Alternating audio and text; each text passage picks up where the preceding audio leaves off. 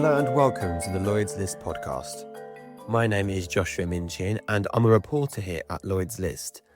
But this week's edition comes to you from Singapore Maritime Week, where our editor-in-chief Richard Meade hosted another star-studded edition of the Lloyd's List Outlook Forum, bringing you the insights of some of the best minds in the shipping industry. Without further ado, let's cross over to Singapore and hear from Richard and his esteemed panel.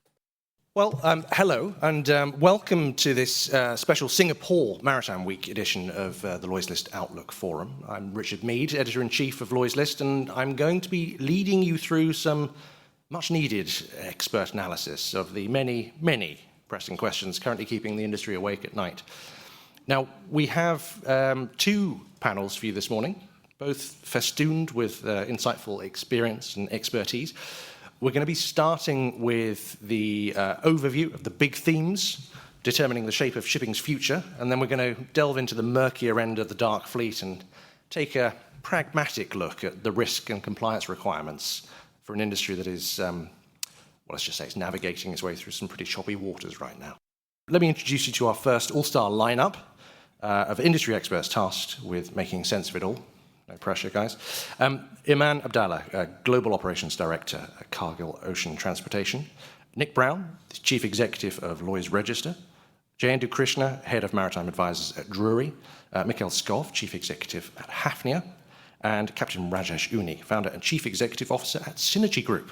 Let's start with maybe a good thing and a bad thing. What are the biggest opportunities and the biggest risks to shipping that you can see over the next few years?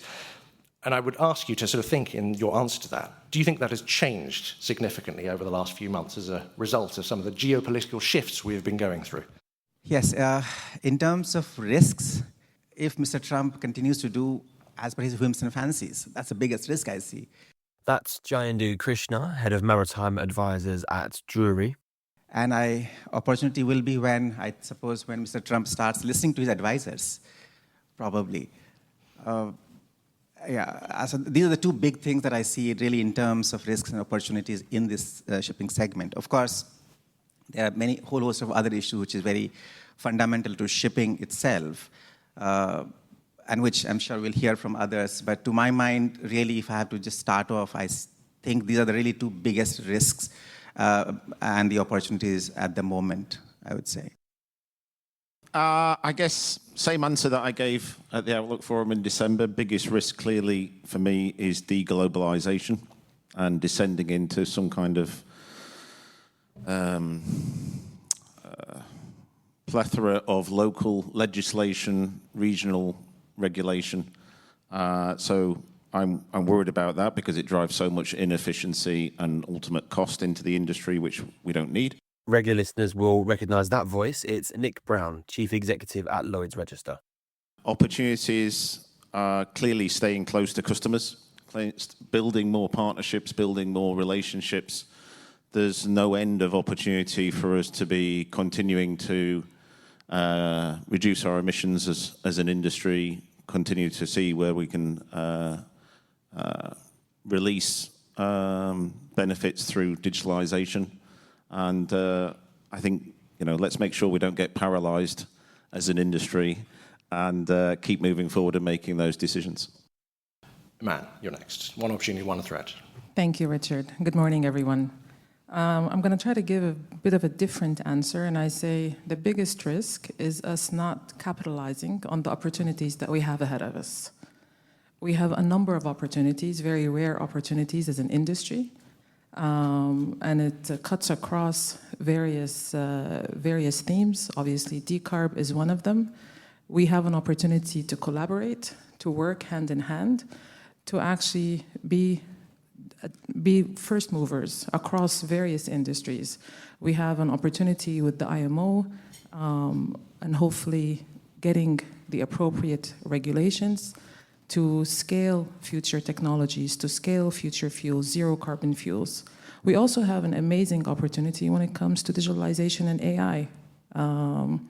Any company that wants to remain viable and sustainable in today's environment, digitalization has to be their top priority and one of the highest on their strategies. when it comes to fuel efficiencies, fuel optimization, understanding your fleet, optimizing voyages, and so forth. Mikhail, give us an opportunity and a threat. Yeah, thank you. Well, I think you alluded to in the beginning that I mean, to me at least, the whole global trade discussions, you know, the regional regulatory requirements rather than the international ones, I think is a big risk. And you know, I do really hope that IMO this time around that we'll get some international regulations, because we're seeing already the consequence of confusion. And you know, as much as we love volatility in our business and it gives opportunities, I think the unpredictability and the fact that you need to make long-term decisions in a volatile environment is also a bit of a challenge. So, you know, I think the international regulation is super important. You know, I also do agree that on the opportunity side, you know, there'll be a lot of technology innovation will be forced into it, right? It's already happening. So I think that's a good thing. And I do think we're going to see a lot of consolidation as well. I think this is normally what you see in these situations where markets get confused, that certain people will kind of, you know, in a way, agree that maybe the uncertain future is not for them. I think as an industry, we talk a lot. That's Captain Rajesh Uni, founder and chief executive of Synergy Group. We have misaligned incentives. When I say incentives, we don't share our incentive mechanism. And then everybody talks about regulation and all the other issues. So there is so much of, again, confusion and lack of clarity, whether it's about decarbonization, use of different fuels, or what about digitalization. On the first challenge, I think we talk a lot, especially digitalization. Again, I'm coming back to this because it's been there for years now, but I don't really understand why can't a ship owner get access to his data in spite of building a ship. You know, there's still a bottleneck for asking somebody to say, let me open up that data port. Oh, sorry, I need $100,000 for your data. How, as an industry, are you going to evolve if you just don't, you know, walk the talk? The second challenge, I think, is the aligned incentives. You have an owner, operator, ship manager, and unless we agree on an aligned mechanism on how we do a voyage in the most efficient manner, we need shared incentive mechanism. It's always talked about, but really nobody gets into the details and say, okay, listen, guys, let's sit down on the table and talk about it. And the third, if you ask me on the regulatory framework, yes, everybody is discussing about, we as a manager say, okay, ammonia dual fuel, methanol dual fuel. Where are these people going to come from? I genuinely think people need to just sit down, put their heads down, and start building capabilities on your teams ashore and on board a ship. If you really want to see the safety, reliability, actually getting up to a place where we all collectively want to see. Nick, you're the one link between this event and the one that we held in London in late December. It's been a relatively short time, but it feels longer. It's only 60 days, ladies and gentlemen. It feels longer. The point I'm going to sort of make here is that actually things are moving at such a pace that it is very difficult to plan strategically because things change with the wind. As somebody put it to me, the sort of standard question at these events is, you know, how do you see the world? What is happening? To which the honest response is, well, I haven't read the news in the last 30 minutes, therefore I don't know. I cannot answer that question. We are all, particularly in Europe, waking up to read the news to see what has happened overnight, and generally speaking, it's surprising. The point is, how do we plan for an industry where life assets are 20 years plus, ports 30 to 50 years? We have to be able to strategically look ahead, and yet we are dealing with huge amounts of volatility. So let's tackle this from a couple of different questions, but let's look at it from the markets first. You know, I think you are in a relatively unique position in the panel in that you can sort of talk objectively, I guess, across markets here. So give us a view in terms of what the Trump effect has been and where you see the impact in terms of that volatility. What we see is absolutely the uncertainty and the divergence that has that's being seen in the world today. So uncertainty in terms of you don't know whether the tariff will be there or tariff will not be there. When it will be there, how much it will be there. So none of the questions you can really answer today. And there is even divergence, which traditionally you could say there is the East and the West divide, etc. But now there is a divide even within the East and within the West. And that again brings in another uncertainty to the whole thing. And as a result of these uncertainty, the biggest impact is that you can't take an investment decision so easily. And as a result of which, what is likely to happen is that the investment decision or the quantum of investment itself may come down at the global level, I would think. What happens is the real option value has actually increased now as a result of the current developments. So real option value has increased means that you prefer to wait rather than really invest anywhere.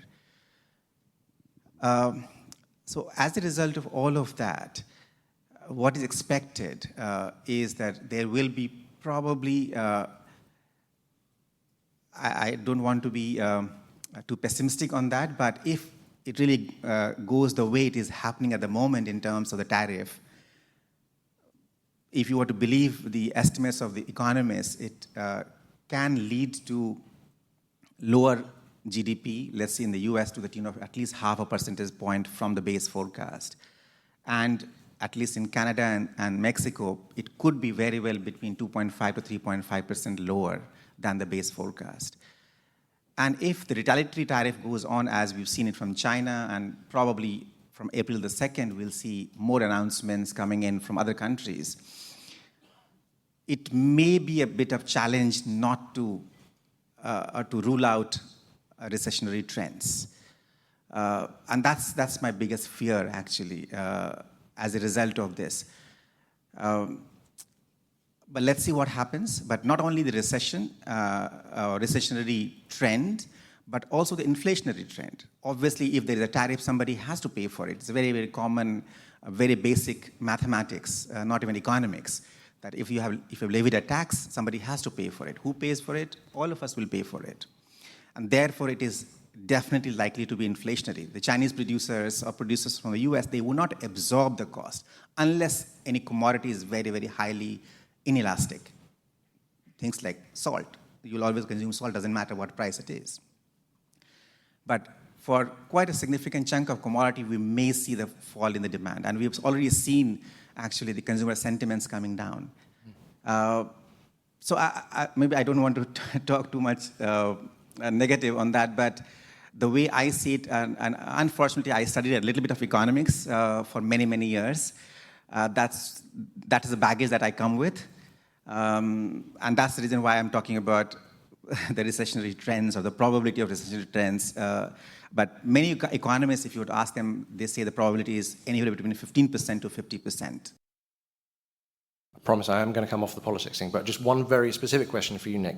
In terms of feedback you're getting from your customer base, are you hearing anything in terms of people reconsidering where they are looking at new buildings? And I'm obviously asking specifically in relation to the hearing last night in the US on the USTR, Chinese-built ships coming in for somewhere between $1 and $3.5 million fees, potentially depending on how the details pan out. Presumably, the net beneficiary of that is going to be Korean shipbuilding. Do you think it is going to damage the stranglehold that China has on shipbuilding?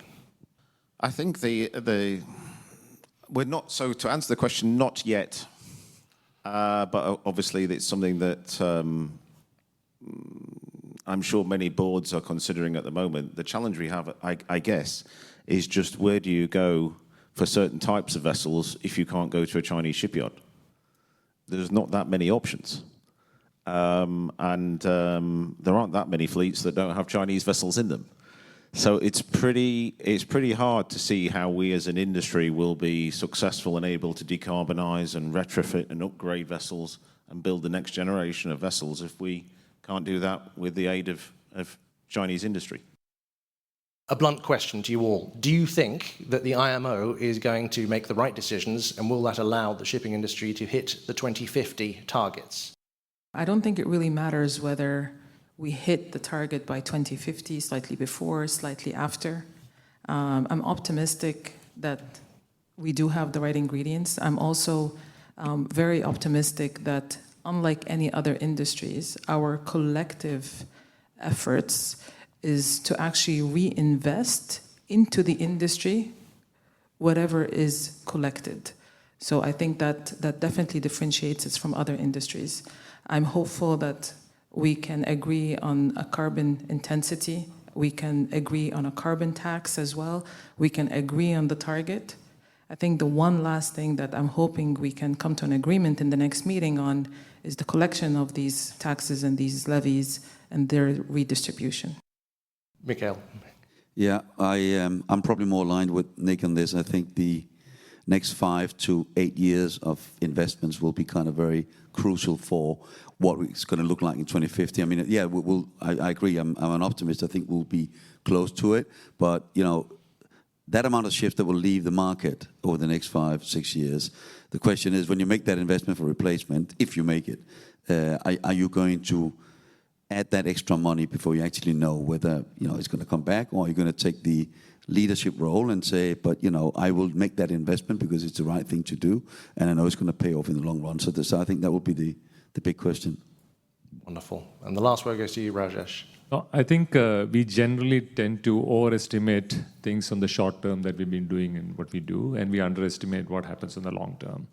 So I feel that we will definitely hit, because I believe in the curve of hyperbola, and it will work. And my request to leaders of the industry is to listen maybe a little less to the noise in the crowd, and maybe listen to a little bit more the voice of your conscience, because I think that's more important in the long run. We have a responsibility towards the planet, to the ecosystem, to the next gen, and we really need to pay attention and listen to that voice. And that's why I'm very, very hopeful that we will do. And there you go, a window into the minds of some of our industry's leading figures there, as the shipping industry grapples with daily volatility and the extraordinary task of decarbonisation. And with that topic in mind, we'll be back next week with another episode of the Lloyd's List podcast. Plus, we'll have a special focus on the upcoming Marine Environment Protection Committee at the IMO, which starts next month. Thank you so much for listening. Speak to you again soon. Goodbye.